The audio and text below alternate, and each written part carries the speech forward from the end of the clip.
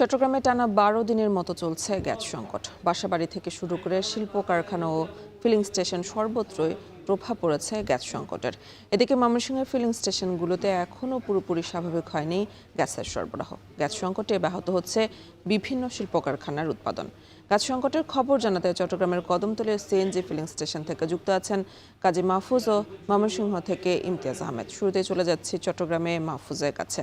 মাহফুজ, চট্টগ্রামের গ্যাস সংকটে ভোগান্তি কেমন দেখছেন, আর সংকট নিরসনে কর্তৃপক্ষ উদ্যোগ নিয়েছে কিনা জানাবেন।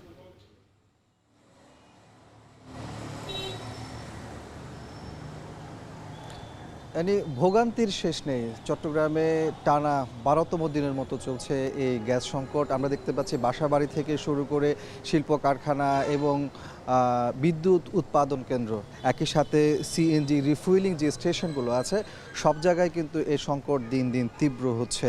আমরা এই মুহূর্তে যে রিফুয়েলিং স্টেশনে রয়েছি, এখানে কিন্তু সকাল ৭টা থেকেই পুরোপুরি গ্যাস সরবরাহ বন্ধ রয়েছে এবং স্টেশনের যারা কর্তৃপক্ষ রয়েছেন তারা জানিয়েছেন রাত 12:30টার পর থেকে তারা নিরবিচ্ছিন্নভাবে গ্যাস দিয়েছিল, কিন্তু 7টার দিকে এসে চাপ কমে যাওয়াতে তারা এখন বন্ধ রেখেছে। আমরা এখানে দেখতে পাচ্ছি শত শত সিএনজি থেকে শুরু করে বিভিন্ন যানবাহন রাত থেকেই অপেক্ষা করছে। অনেক চালক আমরা দেখেছি রাতেই তারা গাড়িতেই রাত্রি যাপন করেছেন এবং তারা আশা করেছিল যে হয়তো 5-6 ঘন্টা অপেক্ষার পরে তাদের কাঙ্ক্ষিত সে গ্যাস সকালের দিকে পাবে, কিন্তু সকালে এসে তারা দেখতে পেল যে 7টার দিকে পুরোপুরি বন্ধ রয়েছে। এখন আসলে কবে নাগাদ গ্যাস সরবরাহ পুরোপুরি সচল হবে সেটিও তারা বলতে পারছেন না এবং এখানে যারা সিএনজি স্টেশনের কর্তৃপক্ষ রয়েছেন তারাও কেউ নির্দিষ্ট করে বলতে পারছে না। যদিও আমরা আরপিজিসিএল এর যে কর্তৃপক্ষ তাদের সাথে কথা বলেছি, যেহেতু মহেশখালীর যে টার্মিনাল রয়েছে সেই টার্মিনালে কারিগরি ত্রুটির কারণে আসলে গ্যাস সরবরাহের যে একটা চাপ সেটি চট্টগ্রামে তৈরি হয়েছে এবং এখানকার যারা নাগরিক তারা কিন্তু বরাবরের মতো অভিযোগ করে আসছেন যে চট্টগ্রামের যে গ্যাস ব্যবস্থাপনা এটি পুরোপুরি হচ্ছে আমদানিকৃত এলএনজি গ্যাস নির্ভর। কখনো এই যে ভাসমান টার্মিনালগুলোতে সমস্যা তৈরি হলে, কারিগরি ত্রুটি তৈরি হলে তার পুরোপুরি প্রভাব চট্টগ্রামের মধ্যে এসে পড়ে, যেহেতু এখানে বিকল্প কোনো ধরনের গ্যাস ব্যবস্থাপনা নেই। সেই জায়গাতে সরকারের প্রতি তারা আহ্বান জানিয়েছেন এই এলএনজি টার্মিনাল, ভাসমান যে এলএনজি টার্মিনাল রয়েছে তার পাশাপাশি যেন চট্টগ্রামে স্থায়ী গ্যাস যে ব্যবস্থাপনা সেটি করা হয়।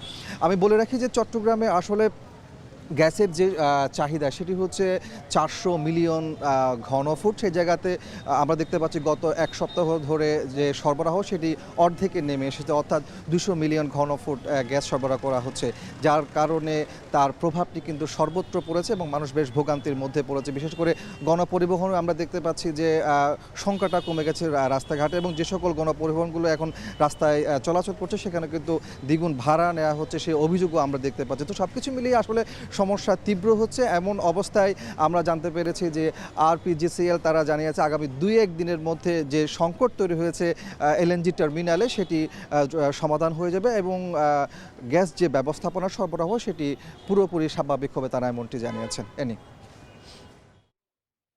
গ্যাস সংকটের আরও খবর জানতে এবার চলে যাবে ময়মনসিংহে ইমতিয়াজের কাছে। ইমতিয়াজ, আমরা চট্টগ্রামের অবস্থা দেখছিলাম, তো ময়মনসিংহে আসলে ফিলিং স্টেশনে গ্যাসের চাপ কেমন দেখছেন?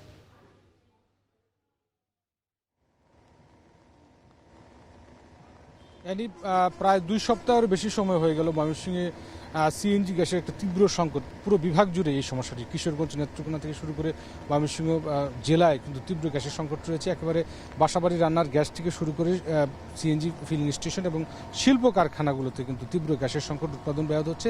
তবে গতকালকে আমরা যে চিত্রটি দেখেছিলাম সিএনজি ফিলিং স্টেশনে অনেকটাই ফাঁকা ছিল, সরবরাহটা ভালো ছিল দুপুর পর্যন্ত, কিন্তু দুপুরের পর থেকেই আবারও গ্যাসের চাপ কমতে থাকে। এখন যেটা দেখছি, এই বৃষ্টি মাথায় নিয়ে যারা অটো সিএনজি চালক রয়েছেন, ব্যক্তিগত প্রাইভেট কার, মাইক্রো, সরকারি গাড়ি, অ্যাম্বুলেন্স, তারা দীর্ঘ সারি বৃষ্টির মধ্যে ঘন্টার পর ঘন্টা অপেক্ষা করছেন। এই মুহূর্তে ময়মনসিংহ শহরের 6টি সিএনজি স্টেশনের মধ্যে 2টি সিএনজি স্টেশন চালু রয়েছে, স্টার সিএনজি ফিলিং স্টেশন এবং ইন্টারকো সিএনজি ফিলিং স্টেশন। তার মধ্যে আমরা স্টার ফিলিং স্টেশনের যে চিত্রটি সেটি একটু দেখানোর চেষ্টা করব। বৃষ্টির মধ্যে অপেক্ষা করছে ঘন্টার পর ঘন্টা, সর্বোচ্চ 80 থেকে 100 টাকা বা 120 টাকা পর্যন্ত গ্যাস এখানে নিতে পারছি। গ্যাসের চাপটাও যেমন কমে আসছে, যার কারণে কিছুক্ষণ পরপর 2-3 ঘন্টা পরপর 30 মিনিট 40 মিনিট করে চাপ যখন আসছে তখন একটু গ্যাস পাচ্ছে। অর্থাৎ 3 ঘন্টা 4 ঘন্টা পর পর 80 থেকে 100 টাকা পর্যন্ত গ্যাস নিতে পারছেন এখানে। তবে যেটা সবচেয়ে আমরা বরাবরই বলে আসছিলাম যে সবচেয়ে বিপাকে রয়েছে সিএনজি অটো চালক যারা রয়েছেন, বিভিন্ন প্রাইভেট কারে করে যারা যাত্রী পরিবহন করছেন, অ্যাম্বুলেন্সগুলো রয়েছে।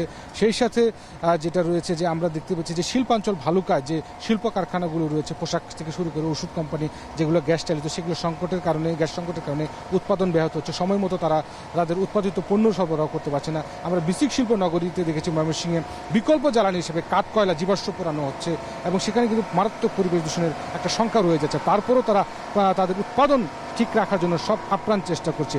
এই পরিস্থিতির মধ্যেই কিন্তু ময়মনসিংহে যে তীব্র গ্যাস সংকটে আমরা দেখতে পাচ্ছি যে দীর্ঘ লাইন, আসলে প্রায় 5 থেকে 600 যানবাহন এই ফিলিং স্টেশনটিতে গ্যাসের জন্য অপেক্ষা করছেন। এখানে কয়েকটি লাইনে 3 থেকে 4টি লাইনে গ্যাসের এই সরবরাহ করা হচ্ছে। তবে এটি আবার যে কোনো সময় বন্ধ হয়ে যেতে পারে। তো যেটা বলছিলেন যে 80 থেকে 100 টাকার বেশি কিন্তু গ্যাস পাচ্ছেন। তিতাস কর্তৃপক্ষ আমাদেরকে যেটি জানিয়েছেন যে মহেশখালীতে যে এলএনজির যে টার্মিনাল রয়েছে সেখানে যে ত্রুটির কারণে কিন্তু তারা যেটা সাইনবোর্ড ঝুলিয়ে দিয়েছিলেন যে গ্যাসের চাপ কম থাকবে, তবে 2-3 দিনের মধ্যে এই ত্রুটি মেরামত হয়ে যাবে বলে তারা আমাদেরকে জানিয়েছেন। কিন্তু এই মুহূর্তে যে পরিস্থিতিটা আমরা দেখছি পুরো বিভাগ জুড়েই কিন্তু একটা স্থবিরতা। বাসাবাড়িতে যে গ্যাসের চাপ সেটিও অনেকটা কমে এসেছে। রান্না বাড়ার জন্য বিকল্প হিসেবে এলপিজি গ্যাস থেকে শুরু করে বিভিন্ন ইলেকট্রনিক যে চুলাগুলো রয়েছে সেগুলো ব্যবহারের চেষ্টা করছেন। তো সব মিলিয়ে গ্যাসের চাপ এখন অনেকটাই কম রয়েছে এবং এটি কতক্ষণ থাকে সেটি একটা বড় প্রশ্ন। সব মিলিয়ে বলা যাচ্ছে যে ময়মনসিংহের এই যে গ্যাসের সরবরাহটা গতকালকে তুলনায় আজকে কিন্তু আরও তীব্র আকার ধারণ করেছে। তো এই পরিস্থিতি সব শেষ আমার কাছে ছিল ময়মনসিংহ থেকে। গ্যাস সংকটের খবর জানাচ্ছিলেন সহকর্মীরা।